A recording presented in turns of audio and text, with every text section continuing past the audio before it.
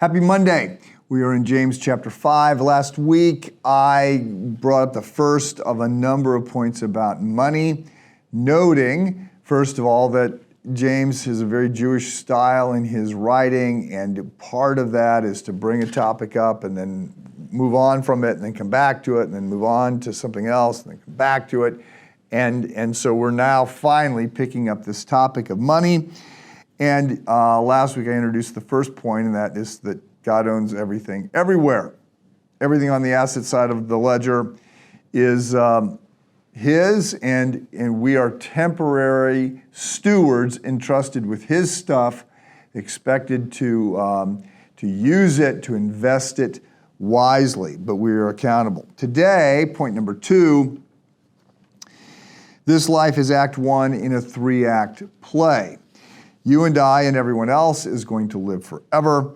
This life is Act 1. It is followed by Act 2, which is judgment, and then Act 3.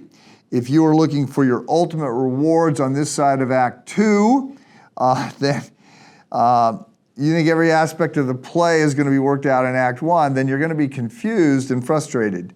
That's not the way it works. The author feels no burden to work everything in the play out in Act 1. What kind of play would that be anyway? So if you're focused either primarily or exclusively on this life, then this book is not going to make a whole lot of sense. In fact, what we are told is that we should not expect an easy Act 1. We are told in John 16:33 that in this world we will have tribulation. James says to count it all joy when you encounter various trials. Act 1, character development counts more for convenience and comfort. Creature comforts, financial security, ease of life are not the goal, and in many ways they simply get in the way. Part of the attraction of money is that it allows us to not depend upon God, and that is not a good thing. Now, it's not to say that money is bad. It's not that money is bad. It's the love of money is the root of all sorts of evil. I don't find any place, by the way, where Jesus tells us to suffer just in order to suffer. Much of what God created, He created for our comfort, for our joy, for our benefit. We can celebrate what is good. We can and should embrace the beauty of creation, take pride in the work of our hands, celebrate life with our family and friends.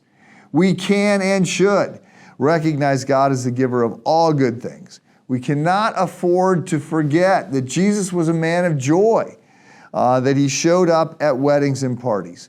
We cannot also forget that we are accountable for everything that we have been entrusted with. The opportunities that we're given, the gifts and talents that we have, the money that we are entrusted with. We are stewards.